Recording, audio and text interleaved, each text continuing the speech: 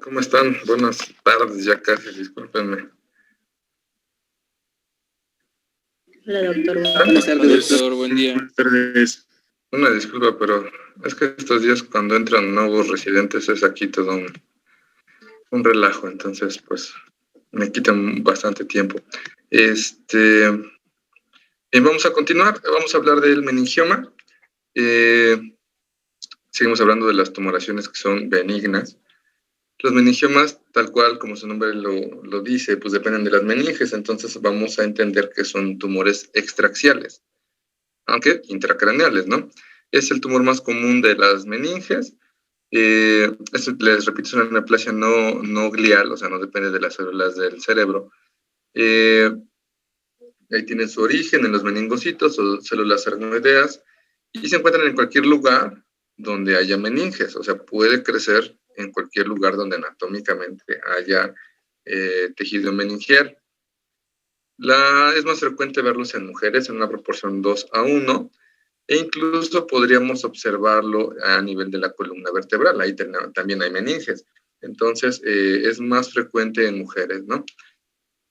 Se ha encontrado que después de los 40 años la incidencia ya no es tanta, casi siempre el diagnóstico se hace antes de los 40 años, cuando llegan a ser sintomáticos. ¿Cuál es la clínica? Bueno, pues la gran mayoría, o muchos al menos, son de un tamaño pequeño, que no nos van a generar ningún cuadro clínico. Muchas veces vienen por otra cosa. Bueno, aquí imagen, se toma el ATAC o el ATAC, y resulta que le damos un meningioma que a lo mejor ni siquiera es la causa por que acudió a consulta.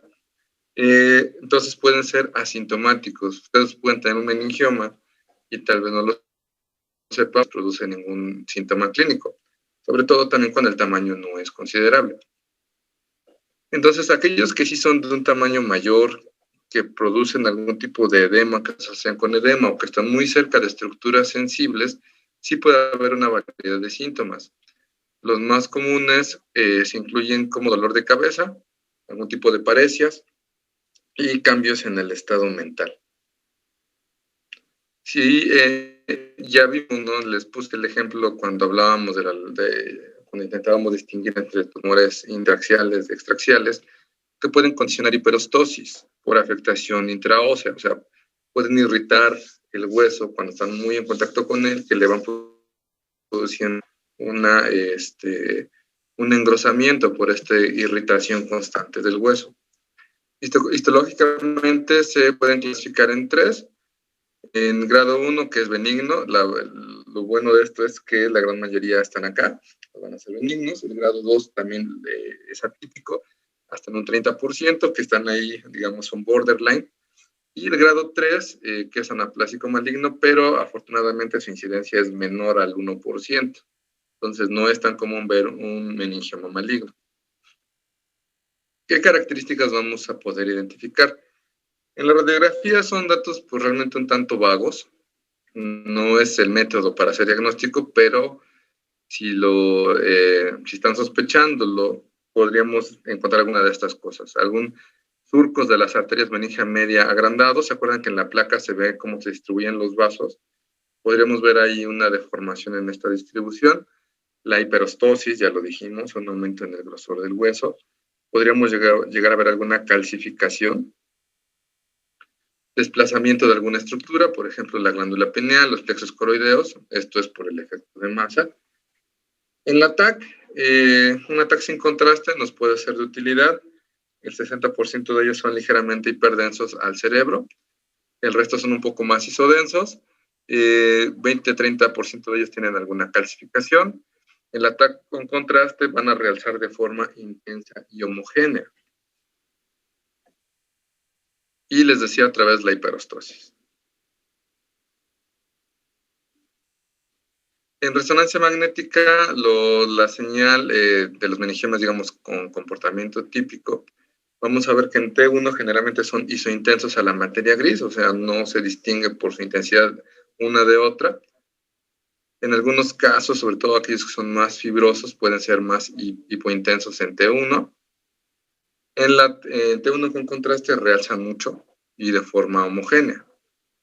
En T2 suelen ser también isointensos a la materia gris, pero cuando son, hay algunos casos que pueden ser un tanto más hiperintensos.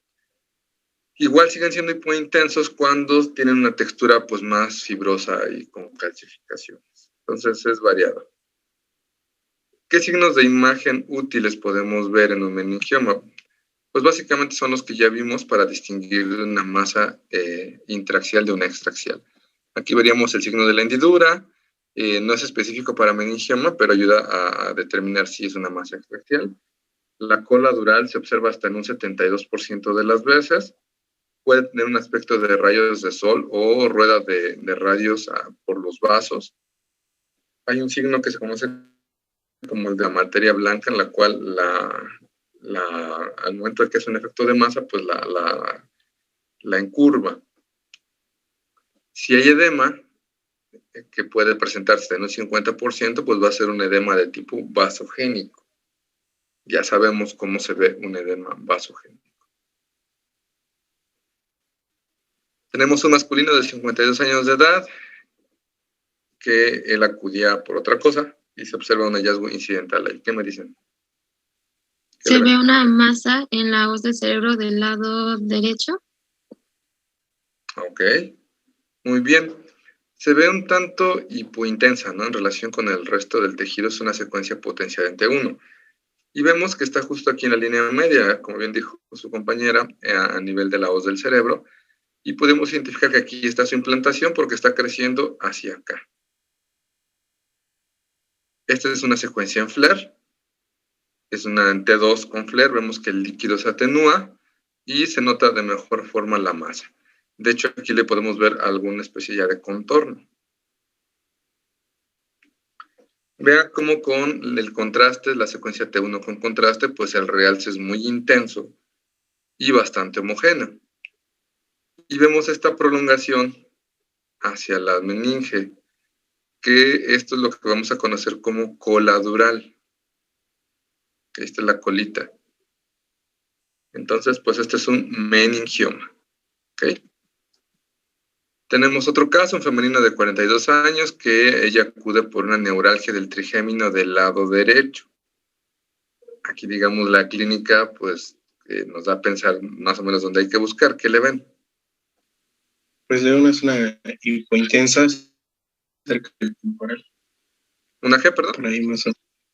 Una zona hipointensa del lado derecho. Hipointensa. Ajá. Hiper, ¿no? O sea, ¿es una reso? Cerebelo, ¿no, doctor? ¿Es una Una reso? hipointensa. Intensa. ¿Por eso es una reso? Es una tomografía, ¿no? Un ataque. Es una tomografía. Entonces, ¿cómo decimos de la tomografía? Densidades, ¿no? Densidad. En TAC es hiperdenso, hipodenso. Ajá. Entonces, ¿es hipodenso? Sería hiper, ¿no? No se ve hiperdenso, ¿no? ¿En dónde? Hiperdenso en el Al cerebelo lado del lado derecho. Por la tienda del cerebelo. No sé si sea eso. Bueno, estamos identificando que en la fosa posterior, acá, donde está el cerebelo, vemos una imagen hiperdensa y que por su aspecto pareciera que su base la encontramos acá, adherida, digamos, a la zona donde está el hueso. Y está creciendo hacia la parte central. Si se fijan, de hecho nos está causando un ligero desplazamiento del cuarto ventrículo, que es este de acá, que se empieza a ver hacia el otro lado. ¿Ok? Es el mismo caso. Permítanme.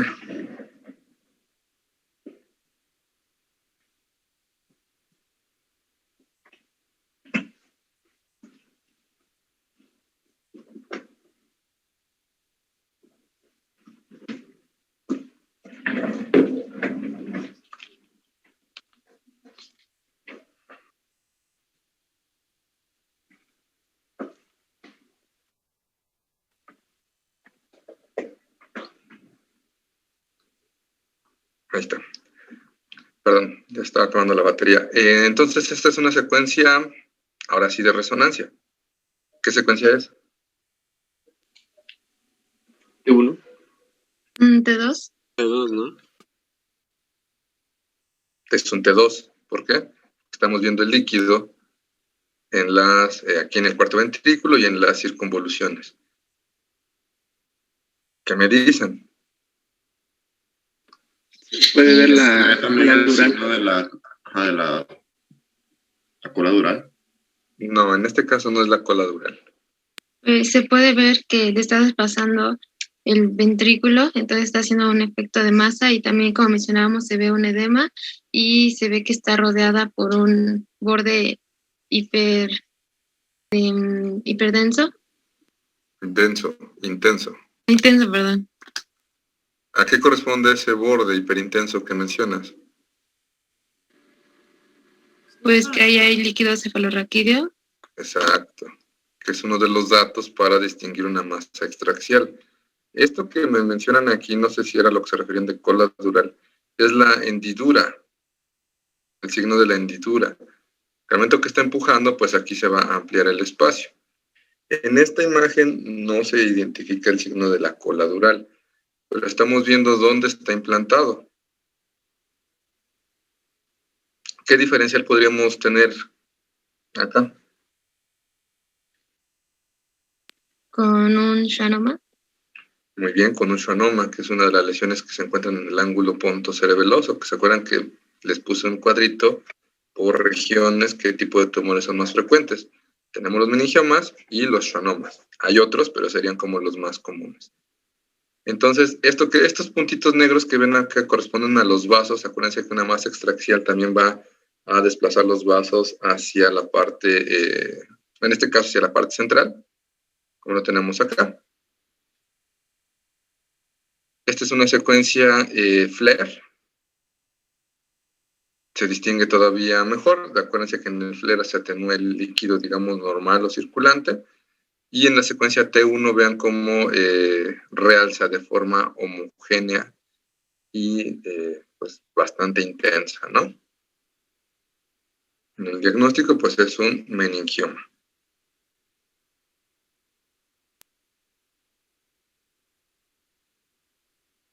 Ok, vamos a hablar de el último, que es el craneofaringioma.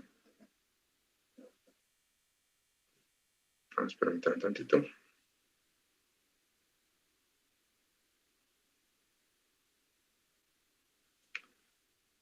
Esta es una neoplasia, les pongo ahí relativamente benigna, porque la OMS la pone en el tipo 1, que acuérdense que la OMS va a 4 grados, va del 1 al 4, el 4 es el más agresivo. Corresponde al 1.5% de los tumores cerebrales primarios. Lo mismo, esta es una lesión extraaxial. Hay dos subtipos histológicos. Se los pongo porque estos dos subtipos, cada uno tiene una forma de representación imagenológica distinta. Tenemos el adamantinomatoso, que es el más frecuente de 3 a 9 veces, comparado con el otro que es el papilar. Y por edad se presenta en 2 picos. Uno que va de los 5 a los 15 años y otro que se da en personas mayores de 40 años, el cual es casi exclusivamente de tipo papilar. En los niños entonces podemos ver los 2 tipos, pero si lo llegamos a ir a ver en adultos ya pasando los 40 años, vamos a sospechar casi de que se trata de tipo papilar. Aquí no hay predilección por el género. La presentación clínica, el cuadro clínico más común es cefalea y presión intracraneal elevada en ese tipo de manejos, tipo de cefaleas.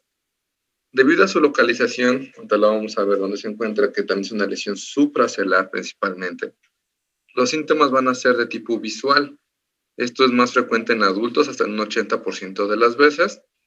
Y por su localización también puede haber un desbalance hormonal, como cual, pues al estar en la región supracelular puede afectar la hipófisis. Entonces podemos tener un paciente con baja estatura o retraso de la pubertad de niños, decremento de la libido en adultos, amenorrea o diabetes insípida. También por su localización puede llegar a manifestarse como cambios de comportamiento debido a la extensión ya sea frontal o temporal de la masa. Entonces también un cambio en la conducta puede llegarse a presentar. Les decía, principalmente son tumores de localización supracelular. Digamos, vamos a pensar en la misma localización de los adenomas hipoficiarios. Una ubicación puramente intracelular es bastante frecuente, o sea, que se localice exclusivamente en la silla turca, eso casi no lo vemos.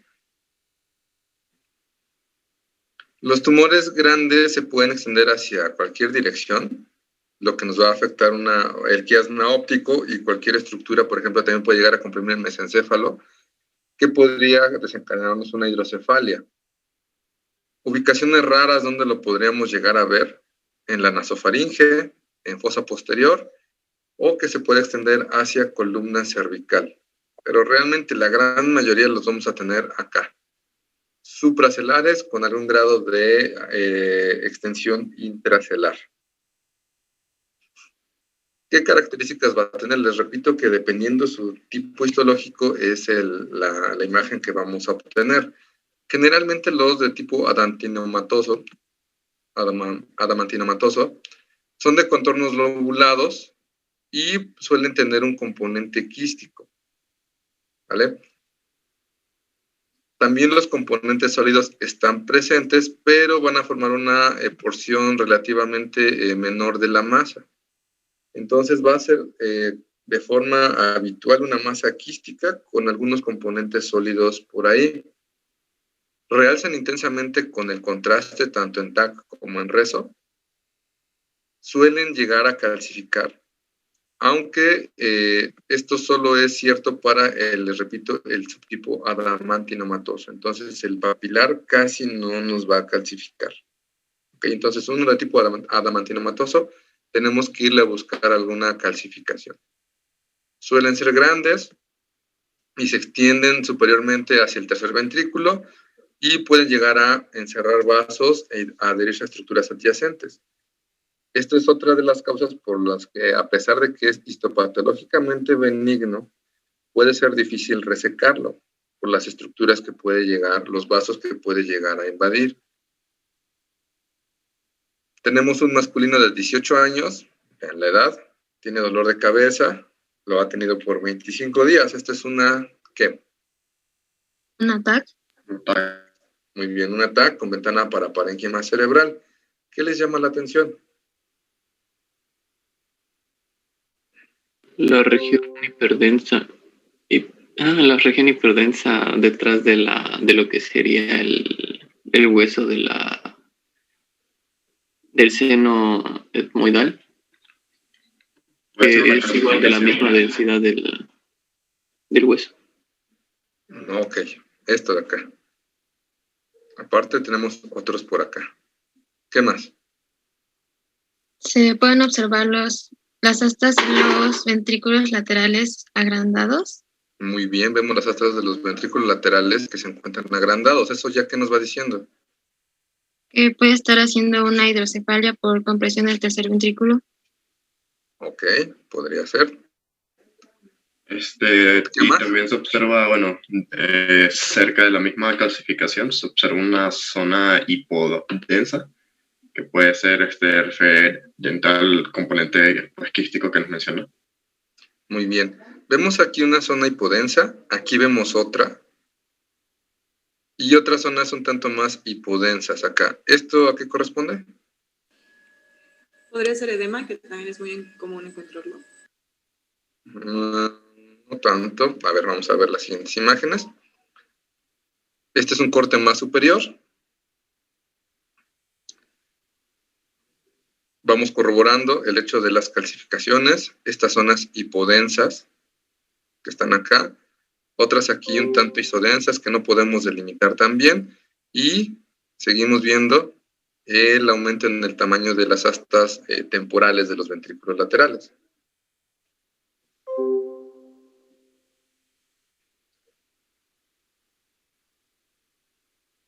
Un corte más superior, y vemos casi ahora puramente el componente hipodenso que veíamos antes. Y ahora vemos que también las astas occipitales se ven dilatadas. ¿Sale?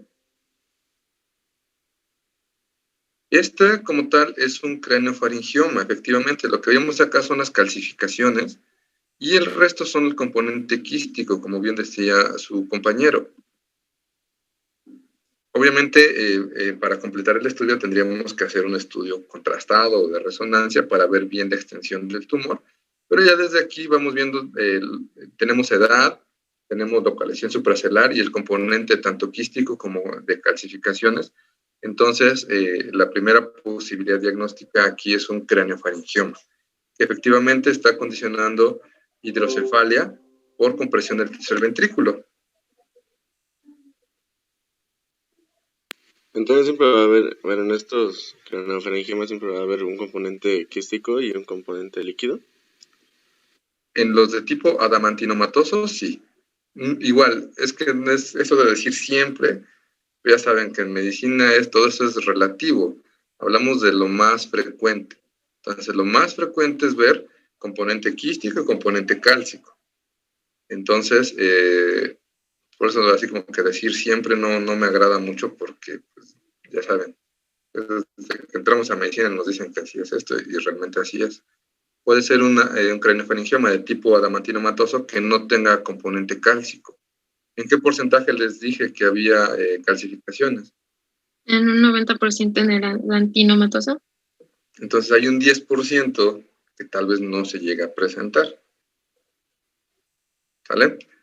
Bueno, veo que ya son las 12, algunos tienen otras clases y otras actividades, entonces vamos a terminar la acá. Terminen de pasar su asistencia, por favor, los que faltan. Y les recuerdo que el día de mañana y pasado mañana no vamos a tener clases. Tal vez les mande alguna actividad para que hagan, entonces estén pendientes ahí de Teams. Y yo espero ya que retomemos nuestras actividades así bien normales a partir del próximo lunes, ya no tenga otras cosas que hacer. Entonces, pues terminamos, ¿vale? Gracias, Ya pasaron la asistencia. Gracias, doctor. Voy a cerrar esto. Listo, que estén muy bien. Gracias, igualmente, doctor. Una buena tarde, doctor.